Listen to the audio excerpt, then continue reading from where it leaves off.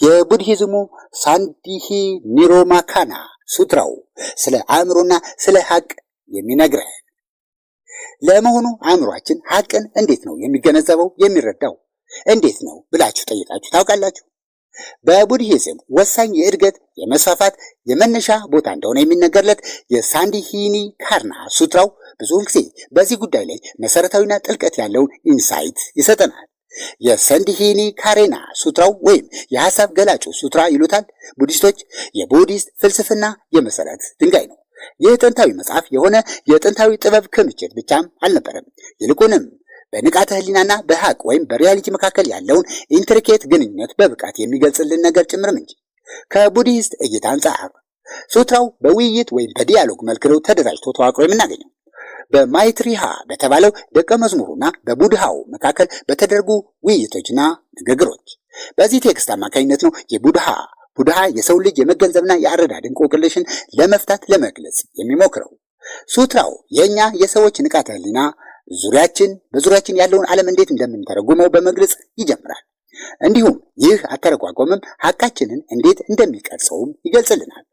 የሳንዲሂኒ ካሬና ሱትራ አእምሯችንን ወሳኝ በምንኖርበት ዓለም ዙሪያ በተመለከተ ያለውን ሀቅ በመገንባት ረገድ ያለው ሚና ለመግለጽ ይሞክራል። የራሳችንን ንቃተ ህሊና ወሰን ለመጠየቅ ለመመርመርና ለማወቅና አጠቃሎ ለመረዳትም ጉዞ እንድናደርግ የሚገፋፋን ነው። ወደዚህ ሳንዲኒሃም ካሬና ሱትራ በጥልቀት ስንገባም አብራችሁን ቆዩ። ሱትራው 8 አይነት ንቃተ ህሊናዎችን ያስተዋውቀናል። ግን ያ ማለት ምን ማለት ይሆን? ደህና እስቲ እናብራራው። 8ቱ የንቃተ ህሊና ደረጃዎች እኛ ሰዎች ስለ ሀቅ ያለንን ግንዛቤና በዙሪያችን ያለውን ዓለም እንዴት እንደምንረዳውና ስለሚኖረን ኢንተራክሽንም የሚነግረን ፍሬምወርክ ነው። ይህ ጽንሰ ሐሳብም የሱትራው የመሰረት ድንጋይ ነው። አእምሯችንን በመረዳት ረገድም መሰረታዊ ነገር ነው። በመጀመሪያ 5 የስሜት ሕዋሳት ንቃተ ህሊና አለን። ማየት፣ መስማት፣ ማሽተት፣ መቅመስና መዳሰስ ወይም መንካት የምንላቸው ነገሮች። እነዚህ ነገሮች ከፊዚካሉ ዓለም ጋር ኢንተራክት የምናደርግባቸው ቱሎቻችን ናቸው። ለምሳሌ ውብ የፀሐይ መውጣትን በምናይበት ጊዜ የእይታ ንቃተ ህሊናችን አክቲቭ ይደረጋል ወይም አክቲቭ ይሆናል። የቪዥዋል መረጃዎቻችንን በማቀናበር ማየት የሚለውን ተሞክሮ ለእኛ በመስጠት ወይም በማስያዝ። ቀጥሎ የአእምሮ ንቃተ ህሊና የምንለው ነገር አለ። ይህ ከፍተኛው የንቃተ ህሊና ደረጃ ነው። ምክንያቱም በ5ቱ የንቃተ ህሊና አካላችን የሰበሰብነውን መረጃ ፕሮሰስ ስለምናደርግበት ልክ እንደ አእምሯችን ሲኢኦ ነው ማለት ነው። በተረከበው ዳታ መጠን መነሻነትም ውሳኔዎችን የምንወስንበት ነው። ለምሳሌ ቀደም ሲል ያየነውን የፀሐይ መውጣት ወስደን ጥሩ ወይም ውብ ወይም መጥፎ ወይም አስቀያሚ ብሎ የሚፈርጀው አእምሯዊ ንቃተ ህሊናችን ነው ማለት ነው። 7ኛው ንቃተ ህሊና የአእምሮ ንቃተ ህሊና ወይም ዲፋይልዱ ወይም የተደመሰሰው ንቃተ ህሊና ማለት ነው። ይህ አይነቱ ንቃተ ህሊና ነው በአፍራሽ አእምሯችን ክፍል የሚቀመጠውና እንደ ስግብግብነት፣ ቁጣ፣ ሐዘን፣ ውዥንብርና አላዋቂነት ወይም ኢግኖራንስ በሚባሉ ስሜቶች የሚገለጸው። ይህ ንቃተ ህሊናችን የስቃዮቻችን ሁሉ መነሻ መሰረት ምንጭ ነው እንደ ቡድሂስት አስተምህሮ ከሆነ። በስተመጨረሻም የስቶር ንቃተ ህሊና የምንለው አለ። ይህ ንቃተ ህሊና የአእምሯችን ሃርድ ድራይቭ እንደማለት ነው። ሁሉን የድሮ ተሞክሮቻችንን የሚያስቀምጥ ስቶር የሚያደርግ የስብዕናችን እና የባህሪዎቻችን ቤዝ ነው። እኛን እኛ የሚያሰኘን ይህ ንቃተ ህሊና ነው። ለማጠቃለልም 5ቱ ንቃተ ህሊናዎች በዙሪያችን ካለው ዓለም ጋር ኢንተራክት የምናደርግበትና ሀቃችንን የምንቀርጽበት ንቃተ ህሊናችን ነው ማለት ነው። ሀቅን ወይም ሪያሊቲን የምንገነዘባቸው ቻናሎቻችን ናቸው። እነርሱን በመገንዘብም የአእምሯችን ተፈጥሮ ማወቅ ኮምፕሬሄንድ ማድረግ እንችላለን፣ በዙሪያችን ያለውንም ዓለም ጭምር።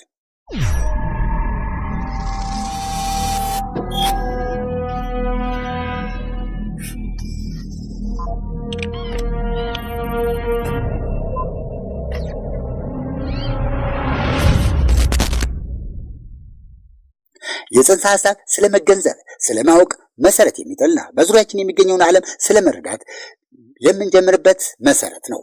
ወደ አእምሯችን አሰራር በጥልቀት የምናደርገው ጉዞ ነው።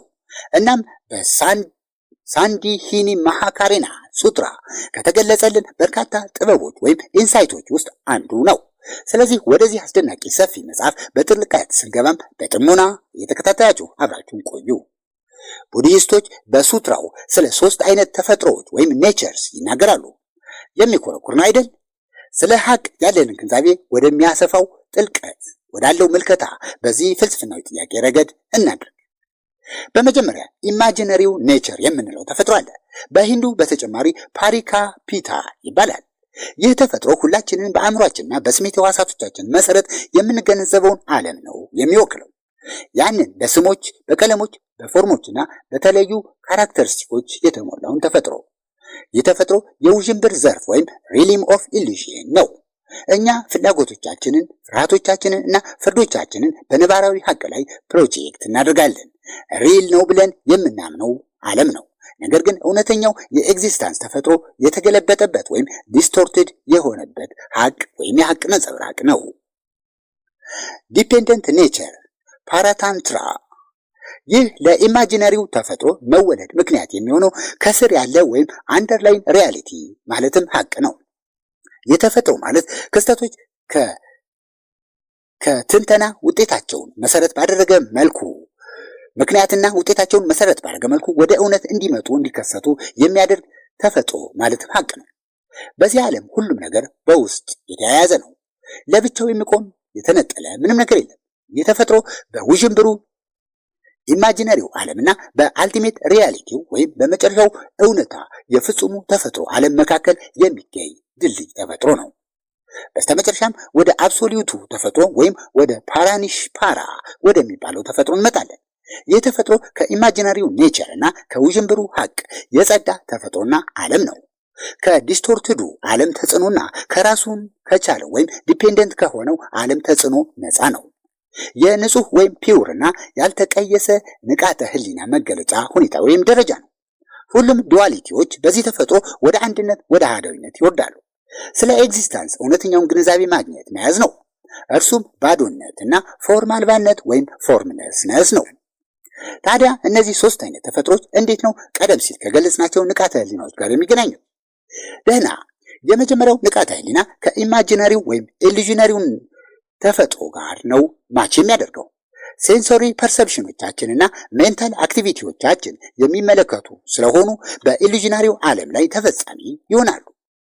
ሰባተኛው ንቃተ ህሊና ዲፋይልዱ ማይንድ ወይም በዲፔንደንቱ ተፈጥሮ ሪሊም ነው የሚሰሩት። በኮዝሚክ ኢምፕሪንቶቻችን ምክንያትና ውጤቶች የተሞሉ ስለሆነ። ስምንተኛው ንቃተ ህሊና ዘስቶር ሃውስ ኮንሺየስነስ የሚባለው ደግሞ እነዚህን ተፈጥሮች ሁሉ ያልፋል፣ ይሻገራል። እናም ከፍጹሙ ወይም ከአብሶሉቱ ተፈጥሮ ጋር አንላይን ያደርጋል። የንጹህ ኢንላይትመንቶች የሚገኙበት ተፈጥሮ ስለሆነ እነዚህ ተፈጥሮዎች መገንዘብ ሀቅን ወይም ሪያሊቲን ይበልጥ ግልጽ በሆነ መንገድ ለመረዳት ይጠቅሙናል።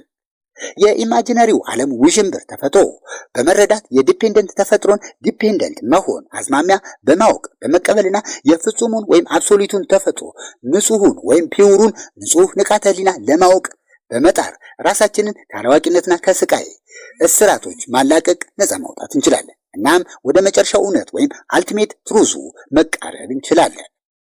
ወደ ኢንላይትመንት የምናደርገው ጉዞ ቀጥ ያለና የተቃና አይደለም። ቡዳ በሳንቲሃና ካሬና ሱትራው አማካኝነት ምክርና ጋይዳንስ ይለግሰናል። በዚህ ረገድ ሱትራው አምስቱን የኢንላይትመንት ጎዳናዎችን አውትላይን ያደርጋል።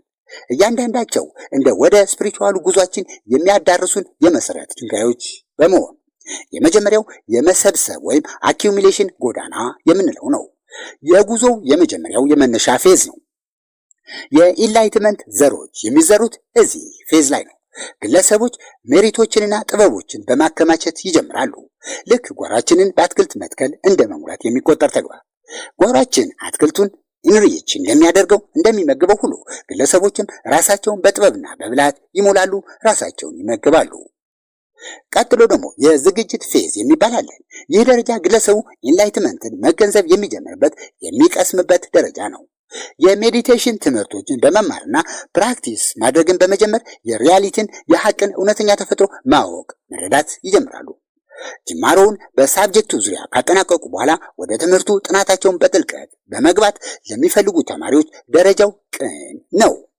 ሶስተኛው ጎዳና የሲን ጎዳና የምንለው ግለሰቡ እውነተኛውን የሪያሊቲ ተፈጥሮ ለመጀመሪያ ጊዜ መያዝ የሚጀምርበት ፌዝ ነው። ይህ አሻጋሪ ቅጽበት ነው። ልክ ከበርካታ የጨለማ ሌሊቶች በኋላ የፀሐይን መውጣት እንደመመልከት ማለት ነው። እዚህ ላይ ግለሰቡ የሁሉንም ክስተቶች ወይም ኦል ፌኖሜንስ ባዶነት ይረዳል፣ ይገነዘባል። በአረዳዳቸው ላይ መሰረታዊ ጥልቀት ያለው ለውጥን በማምጣት ከዚህ የሪቬሌሽን ቀጥሎ የሚመጣው ሜዲቴሽን ነው። እዚህ ላይ ግለሰቦች ባሳለፉት ተመክሮ ባገኙት ግንዛቤ ዙሪያ ሜዲቴት ያደርጋሉ። እውቀት ግንዛቤያቸውን ጥልቀት በመስጠትና ከዕለት ተዕለት ህይወታቸው ጋር ኢንተግሬት በማድረግ ልክ አንድ ሳይንቲስት አንድን ግኝት ካገኘ ወይም ዲስከቨር ካደረገ በኋላ በግኝቱ አተገባበር እና አፈጻጸም ላይ ሰዓታትን በማጥፋት ለመገንዘብ ጥረት በማድረግ እንደሚያሳልፈው ማለት ነው። የመጨረሻው ጎዳና ወይም ፓዝ ትምህርት የምናቆምበት ጎዳና ነው። ይህ የመጨረሻው ግብ ነው፣ ግለሰቡ የደረሰበት የኢንላይትመንት ጎዳና እና በዚህ የምንማረው ምንም ነገር አይኖርም።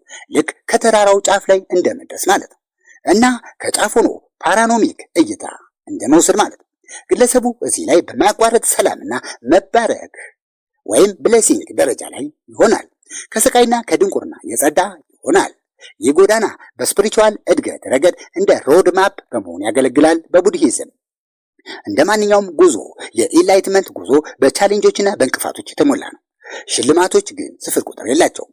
ጉዞው ቀጥ ያለና የተቃና ግን አይደለም፣ ግን የተጠማዘዘ ገመድ መሰል መንገድ ነው። እናም ወደ ዘላቂ ሰላምና መገንዘብ የሚወስደን ነው። ግን ሜዲቴሽን ወደ ኢንላይትመንት ሊመራን ይችላልን? የሳንዲሂያና ማካሬና ሱትራ በእርግጥ አዎ ይለናል እንደ መልስ። በዚህ ምስጢራዊ መጽሐፍ መሰረት ከሳንዲሂሮ ማካሬና መጽሐፍ ኮንቴክስት አንጻር ከሆነ ሜዲቴሽን ተራና ዓላማ የለሽ ፕራክቲስ አይደለም፣ ነገር ግን ወደ ራስ ንቃት ወይም ሰልፍ አዌርነስ እና ነፃ መውጣት ወይም ሊብሬሽን የሚወስደን ነገርም ጭምር ነው። ሱትራው በሜዲቴሽን አማካኝነት አንድ ሰው 8ቱን የንቃተ ህሊና ፌዞች በተመለከተ መሰረታዊ በሆነ ደረጃ ጽንሰ ሐሳቦችንና 3ቱን ተፈጥሮች አጠቃሎ ማወቅ መረዳት መቻል ይጀምራል።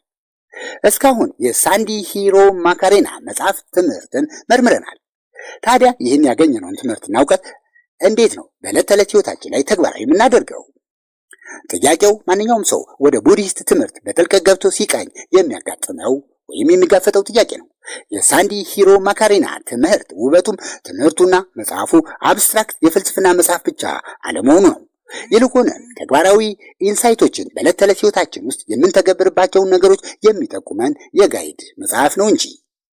በመጀመሪያ 8ቱን የንቃተ ህሊና ደረጃዎች ወይም አይነቶችና 3ቱን ተፈጥሮዎች ትምህርቶችን በህይወቶቻችን በተግባር ማዋል እንችላለን። ስለ በዙሪያችን ስላለው ዓለም ምንነትና ስለ ራሳችን በጥልቀት ግንዛቤ ለመውሰድ እንድንችል ስለ ንቃተ ህሊናና ንቃተ ህሊናዊ ላልሆኑ ሐሳቦቻችን ይበልጥ አዌር በመሆን ስለ ስሜቶቻችንና ስለ ምላሾቻችን በተለየ መንገድ በተሻለ ሁኔታ ማጥናትና ማሰስ እንችላለን። ይህ ከፍ ያለ ወይም የላቀ ራስን የመገንዘብ ደረጃ ስለ ሀቅ ወይም ስለ ሪያሊቲ ተፈጥሮ ያለንን ግንዛቤ የሚያሳድግ የሚያሰፋ ነው የሚሆነው። ሪያሊቲው ደግሞ አንድ ቦታ የቆመ ፊክስድ የሆነ ሳይሆን እንደ ፈሳሽ ነገር ተንቀሳቃሽና ያውም ተለዋዋጭ ነው በተፈጥሮ። ሁለተኛው ደግሞ የሳንዲሂሮ ማካሬና ስለ አእምሯዊነት ወይም ማይንድፉልነስ ብዙ የሚያስተምረን ነገር አለው። ማይንድፉልነስ በአንድ ጊዜ በአንድ ቦታ መገኘት ብቻም አይደለም፣ ይልቁንም ሐሳቦቻችንን፣ ስሜቶቻችንና ተግባሮቻችንን ወይም አክሽኖቻችንን መታዘብንም ወይም ኦብዘርቭ ማድረግንም እና መዳኘትንም ወይም ጀጅንግን ያካትታል። ስሜቶቻችንና ሐሳቦቻችን ተሻጋሪ መሆናቸውንና እኛን የሚገልጹን የሚተረጉሙን አለመሆናቸውን መረዳት ያስፈልጋል። ማይንድፉልነስን በመተግበር ውስጣዊ ሰላምና ውስጣዊ ሲንሴሪቲን ማግኘት፣ ማፈስ፣ መሰብሰብ እንችላለን። በዕለት ተዕለት ህይወታችን ሁከት መካከል ላይ ሆነንም ቢሆን 5ቱ ወደ ኢንላይትመንት የሚወስዱን ጎዳናዎች ወደ ስፒሪቹዋል እድገት የሚወስድን መንገድ ይጠቁሙናል፣ ያሳዩናል። እያንዳንዱ ጎዳናም በተለያዩ የስፒሪቹዋል እድገት ደረጃዎችን ይወክላል። ከአላዋቂነት ወይም ኢግኖራንስ ወደ ኢንላይትመንት በመምራት እነዚህን ችግሮች በማሸነፍም ወደ አሉታዊ ስሜቶች፣ ልማዶችና ዝንባሌዎቻችን ወደምናስወግድበት ደረጃ እንመጣለን። ጥበባዊ ወይም ዊዝደም፣ ኮምፓሽን ወይም ርህሩህነት እና ፔሽንስ ወይም ታጋሽነት የመሳሰሉ እሴቶችን እናዳብራለን። በስተመጨረሻም ሱትራው የሜዲቴሽንን ጠቀሜታ አጽንዖት ይሰጠዋል። ሜዲቴሽን የመዝናኛ መሳሪያ ወይም ቱል ብቻም አይደለም፣ ማይንድፉልነስን የምናፍስበት መሳሪያም ጭምር እንጂ። ስለ ራሳችን ያለን ግንዛቤ ያዳብራል። እንዲሁም ተለምዷዊውን አስተሳሰቦቻችንና የባህሪ ማዳበራችንንም ተሻጋሪ ያደርጋቸዋል። የሱትራውን ጥበብ ምስጢር የምንፈለቅቅበት መሳሪያ ነው፣ በዕለት ተዕለት ህይወታችን በተግባር እንድናውለው። ኢኔሴንስ የሳንዲሂሮ ማካሪ አስተምህሮ የሆኑት ደጋግመን የምንደነቅባቸው የፍልስፍና ጽንሰ ሐሳቦች አይደሉም፣ ተግባራዊ ተፈጻሚነት ያላቸው ቱሎች እንጂ። በላቀ ንቃት ወይም ግሬተር አዌርነስ፣ ኮምፓሽን እና ዊዝደም እንድንኖር ያደፋፍረናል። ለናቀ ኢንላይትድ ለሆነና ለሰላማዊ ህይወት ለመምራትም መጽሐፉና አስተምህሮው ሮድማፑን ይጠቁመናል፣ ወደዛ ይወስደናል። በሳንዲሂሮ ማካሪና ሱትራው መጽሐፍ ጥበብና እውቀት ምርመራ ረገድ ብዙ ተጉዘናል እስካሁን። ግን ለመሆኑ ዋናውና የምንወስዳቸው ነጥቦች ምንድን ናቸው? ይህን ምርምር ፍለጋችንን ወደ ማገባደጃው ስናስጠጋውም እስካሁን ከተማርነው ውስጥ አንዳንድ ጥቂት ማስታወሻዎችን እንያዝ። በስምንቱ ንቃተ ህሊናዎች ነው የጀመርነው። የመኖራችን የኤግዚስታንሳችን ፍሬምወርክና የግንዛቤያችን መሰረተ መዋቅር የሆነውን እነዚህ ነገሮች ስለ ግንዛቤያችንና ስለ በዙሪያችን ስላለው ዓለምም የምንረዳባቸው የማዕዘን ድንጋዮች ናቸው። ቀጥለን ወደ ሶስቱ አይነት ተፈጥሮዎችን ጠልቀን ገብተን አይተናል። ስለ ፋብሪኬተር ስለሆነው፣ ስለ ዲፔንደንት ስለሆነው እና ስለ አብሶሉት ወይም ፍጹም ስለምንላቸው ተፈጥሮዎች። እነዚህ የሪያሊቲ ወይም የሐቅ ሌየሮችም በዙሪያችን ያለውን ዓለምና እኛ ስለሚኖረን ሚናም በተሻለ እንድንረዳ የሚያግዙን ነገሮች ናቸው። በዙሪያችን ያለውን ማንኛውም ነገር የምንረዳበት የምንገነዘብበትና ከእሱ ጋር ኢንተራክት የምናደርግበት ሁኔታ። ቀጥለንም በአምስቱ የንቃተ ህሊና ደረጃዎች ረገድም በጥልቅ ገብተን አጥንተናል፣ መርምረናል። እነዚህ ጎዳናዎችም ተራና ቀላል መዳረሻዎች ብቻም አይደሉም፣ በጥበብ በእውቀትና በኢንላይትመንት የሚያንበሻብሹን ነገሮችም ጭምር ናቸው እንጂ። በተሻጋሪ ጉዟችን አቅጣጫና ምክር ይለግዙናል፣ ይመሩናል። በአኪዩሚሌሽን ጎዳና ጀምሮ የዝግጅት ወይም ፕሪፓሬሽን ጎዳና አድርጎ እስከ ሜዲቴሽን ጎዳና አድርሰውን በስተመጨረሻም ወደ ትምህርት ማወቅ ወደምናቆምበት እስከምናጠናቀቅበት ጎዳና ድረስ አብረውን ተጉዘው ይመሩናል። እናም የሜዲቴሽንን ጠቀሜታ የማይናቅ ሚናውንን አንርሳው። የመዝናኛ ቱል ብቻም አይደለም፣ በንቃተ ህሊናችን ውስጥ ፍለጋና ምርምር የምናደርግበት ቱልም ጭምር እንጂ። በሐሳቦቻችን እና በስሜቶቻችን ዙሪያ አንዳች ኢንሳይት የምናገኝበት ቱል፣ እንዲሁም ግልጸኝነትና መረጋጋትን የምንዘግንበት ቱል። ኢኔሴንስ የሳንዲሂሮ ማካሪና ሱትራው ስለ ውስብስቡ ዓለምና ህይወት እንዲሁም እኛ በዚህ ዓለም ውስጥ ስለሚኖረን ሚናም ዳሰሳና ጥናት ምልከታ የምናደርግበት ነገር ነው። በዙሪያችን ያለውን ዓለም የምንገነዘበት የምናውቅበትና ራሳችንን የምናውቅበት ቱል በማፈላለጉ ረገድ እርዳታና እገዛ የሚያደርግልን ነገር ነው። የሳንዲሂሮ ማካሪና ሱትራው እውቀትና ጥበብ ወደ ላቀ የሰላምና የግንዛቤ የእውቀት ጎዳና እንዲመራን እንመኛለን። Ever wondered how the mind perceives reality? The Sandhinirmakana Sutra, a pivotal text in Buddhism, offers some profound insights. The Sandhinirmakana Sutra, or Sutra Unraveling the Intent, is a cornerstone of Buddhist philosophy. This ancient text is not just a tome of wisdom, but a guide to understanding the intricate relationship between consciousness and reality from a Buddhist perspective. The sutra is structured in the form of a dialogue, a conversation that unfolds between Buddha and his disciple Maitreya. It is through this discourse that the Buddha explicates the enigma of human perception. The sutra reveals how our consciousness interprets the world around us, and how this interpretation shapes our reality. The Sandhinirmakana Sutra is a compelling study of the mind's role in constructing our understanding of the world. It is a journey that invites us to question, explore, and ultimately comprehend the nature of our own consciousness. Join us as we delve into the wisdom of the Sandhinirmakana Sutra. The Sandhinirmakana Sutra introduces the concept of 8 consciousnesses. But what does that mean? Well, let's dive in. The 8 consciousnesses is a framework that helps us understand how we, as humans, perceive and interact with the world. This concept is a cornerstone of the sutra and is fundamental to the understanding of our minds. Firstly, we have the 5 sense consciousnesses: sight, sound, smell, taste, and touch. These are the primary ways we interact with the physical world.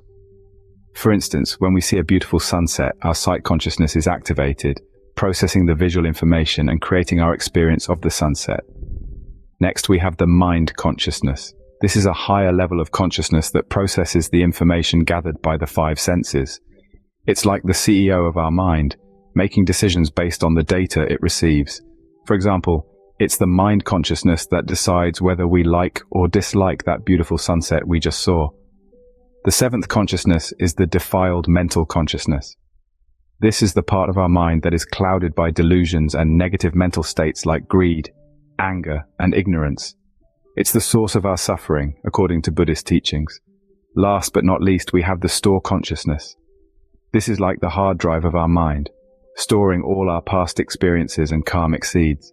It's the basis of our personality and our habits. It's what makes you, you. So to sum it up, the 8 consciousnesses are the key to understanding how we perceive and interact with the world. They are the channels through which we experience reality, and by understanding them, we can begin to comprehend the nature of our own minds and the world around us.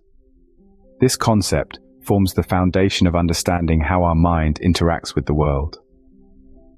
It's a fascinating journey into the workings of our minds, and it's just one of the many insights offered by the Sandhinirmocana Sutra. So stay tuned as we continue to delve deeper into this profound text. Buddha speaks of 3 natures in the Sandhinirmocana Sutra. Intriguing, isn't it? Let's delve deeper into these profound philosophical concepts that can truly transform our understanding of reality.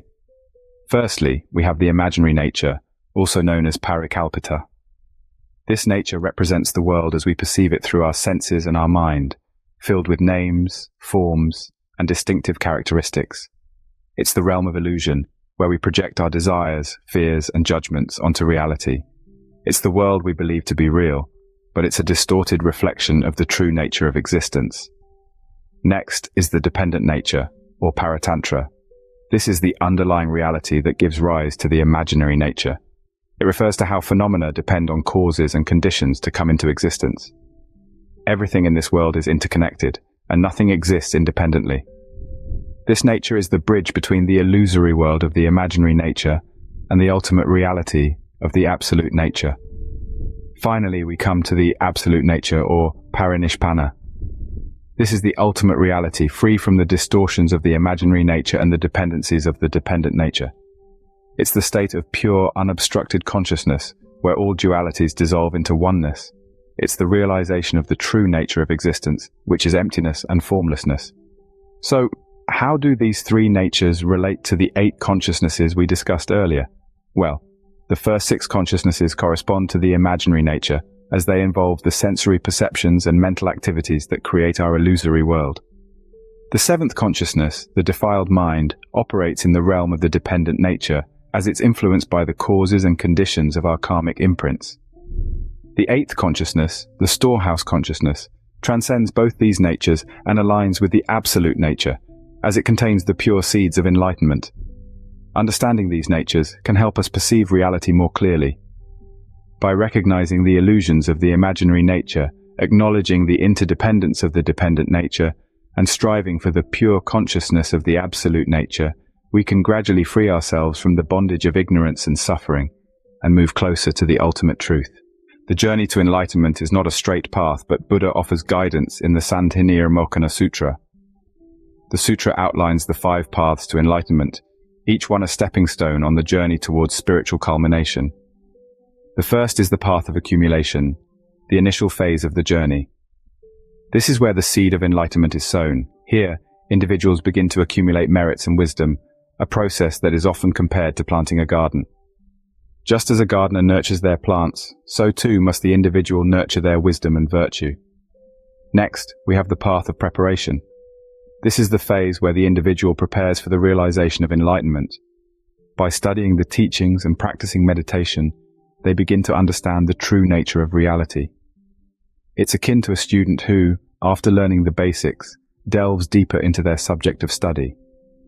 The third path, the path of seeing, is where the individual sees the true nature of reality for the first time.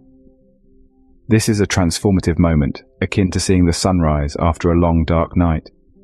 Here, the individual realizes the emptiness of all phenomena, bringing about a profound shift in their perception.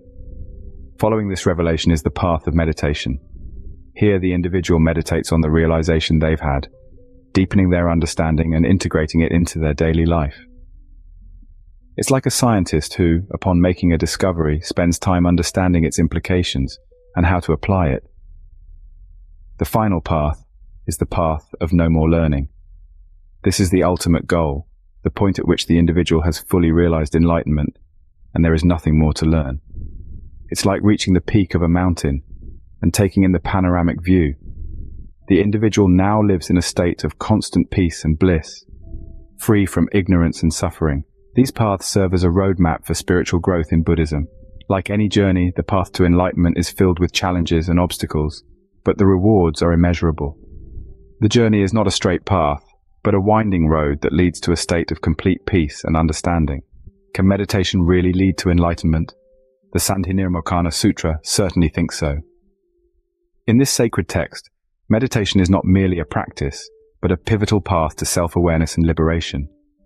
The sutra emphasizes that through meditation, one can begin to comprehend and experience the profound concepts of the 8 consciousnesses and the 3 natures. The 8 consciousnesses, intricate layers of our cognitive and perceptive faculties, can seem abstract and elusive.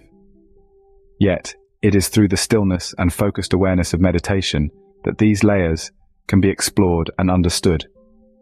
Meditation provides a serene space where we can observe our thoughts and feelings without judgment, allowing us to delve into the depths of our consciousness. Similarly, the 3 natures, the fabricated, the dependent, and the absolute, can be fully grasped through meditation. These natures represent different facets of reality, and understanding them is crucial in realizing the true nature of our existence. Meditation serves as a bridge, connecting us to these truths, helping us to see beyond the illusions of our habitual perceptions. In essence, meditation in the context of the Sandhi-Nirmocana Sutra is far more than just a calming activity. It's a journey of self-discovery, a means of peeling back the layers of our consciousness to reveal our true selves, and a path towards enlightenment. Meditation, as per the sutra, is a key tool for self-realization. Now that we've explored the teachings of the Sandhi-Nirmocana Sutra, how can we apply them to our daily lives? It's a question that often arises when one delves into the profound depths of Buddhist teachings. The beauty of the Sandhi-Nirmocana Sutra is that it's not just an abstract philosophical text, but a guidebook that provides practical wisdom for everyday life. Firstly, we can apply the teachings of the 8 consciousnesses and the 3 natures to increase our understanding of ourselves and the world around us. By becoming more aware of our conscious and unconscious thoughts, we can better navigate our emotions and reactions. This heightened self-awareness allows us to understand the nature of reality as not fixed or solid, but rather fluid and ever-changing. Secondly, the sutra teaches us the importance of mindfulness. Mindfulness is not just about being present in the moment, but also about observing our thoughts, feelings, and actions without judgment. It's about recognizing that our thoughts and emotions are transient and do not define us. By practicing mindfulness, we can cultivate a sense of inner peace and serenity, even amidst the chaos of everyday life. The 5 paths to enlightenment offer us a roadmap to spiritual growth. Each path represents a different stage of spiritual development, guiding us from ignorance to enlightenment. By following these paths, we can work towards overcoming our negative habits and tendencies and cultivating virtues such as wisdom, compassion, and patience. Finally, the sutra emphasizes the importance of meditation. Meditation is not just a tool for relaxation, but a practice that helps us cultivate mindfulness, foster self-awareness, and transcend our usual patterns of thinking and behaving. It is the key to unlocking the wisdom of the sutra and applying it to our daily lives. In essence, the teachings of the Sandhi-Nirmocana Sutra are not just philosophical concepts to be pondered, but practical tools to be used. They encourage us to live with greater awareness, compassion, and wisdom. The teachings of the sutra can provide a roadmap for a more enlightened, peaceful life. We've journeyed through the wisdom of the Sandhi-Nirmocana Sutra, but what are the key takeaways? As we draw this exploration to a close, let's take a moment to reflect on what we've uncovered. We started with the 8 consciousnesses, the framework of our existence and understanding. These are the building blocks of our perception and interaction with the world. Then we delved into the 3 natures, the fabricated, the dependent, and the absolute. These layers of reality help us understand the world, our place in it, and the way we perceive and interact with everything around us. Next, we embarked on the 5 paths to enlightenment. These paths are not merely destinations, but journeys filled with wisdom and lessons. They guide us on a transformative journey, from the path of accumulation to preparation, seeing, meditation, and finally, no more learning. And let's not forget the significant role of meditation. It's not just a tool for relaxation, but a powerful means of tapping into our consciousness, gaining insight into our thoughts and emotions, and cultivating a sense of calm and clarity. In essence, the Sandhinirmocana Sutra offers us a roadmap to navigate the complexities of life. It provides us with the tools to understand ourselves, the world around us, and our place within it. May the wisdom of the Sandhinirmocana Sutra guide us towards a path of greater understanding and peace. Thank you for joining us on this journey.